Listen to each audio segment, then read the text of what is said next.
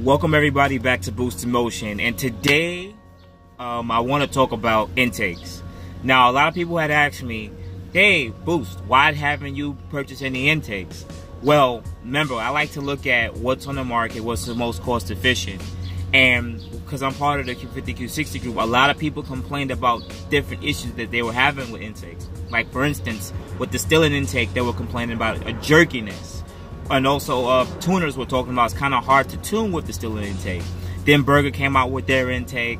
Then AIM came out with their intake, and so on and so forth.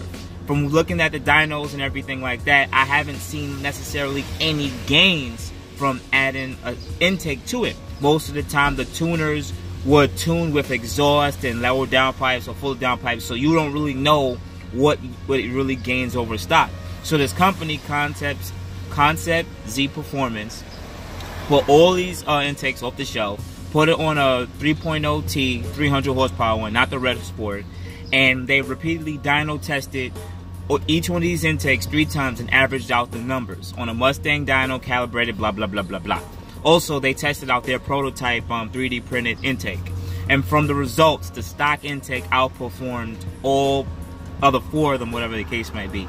Now, I'm gonna leave the link below to their page, so you can go look at the dynos and what they would say about it. But briefly, I'm gonna just talk about it from what I know, coming from an naturally aspirated V6 cars and Infinities, and just reading about intakes like for the last 10 years.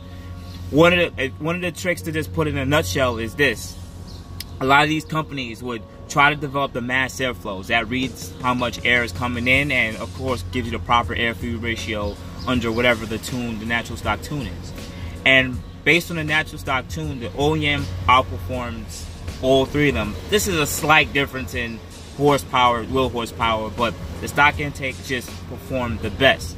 One of the things they're talking about in the video is the hot wire. There's a little sensor on the mass airflow, and air goes over that hot wire, and depending on the flow speed of the air in that tube, that will calculate the proper air-fuel ratio based on air velocity, air temperature, blah blah blah blah blah. Right?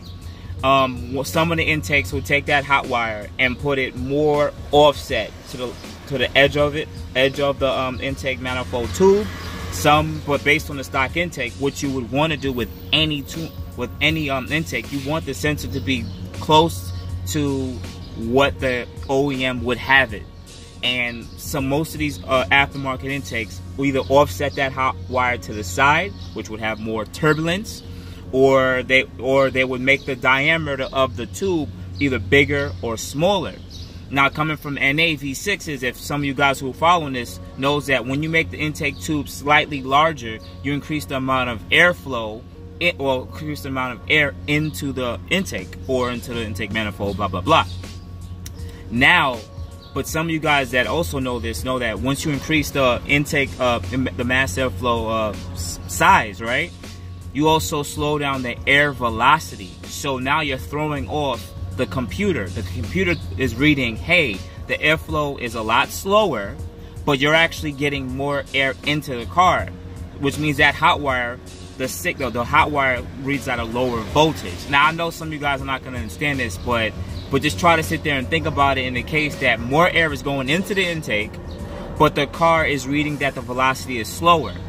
So the car is literally giving you more of a lean mixture, or where there will be more air than fuel, right? So what Stillen did was they made the intake a bit smaller. By them doing that, they increased the velocity of the air into the intake manifold while actually decreasing the amount of air that's actually coming into the intake, which is giving it a rich mixture. I don't know why Stillen did that. That's up to their prototype and engineering. I'm not judging them. And Burger Tuning is, from what I see that Concept Z talked about, is the hot wire is actually a bit off-centered, which means that the quickest velocity in the intake mass inflow intake tube will be through the middle.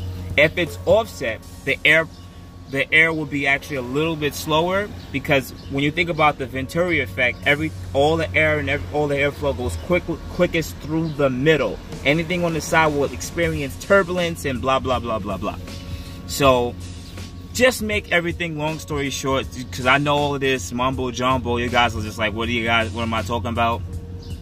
the OEM intake performs the best. Now, one of the biggest things that everyone's waiting for is the AMS intake. AMS intake is doing something like very similar what Takeda did with the 3.7s, where they have the cone inside of exhaust inside of a air box, where now they would probably, AMS is probably going to try their best to replicate the stock air box, replicate the stock mass airflow, and pretty much, of course, they're going to want to test their product the most. Some people just, Stillen just tries to make whatever they can and throw it on the market to make money.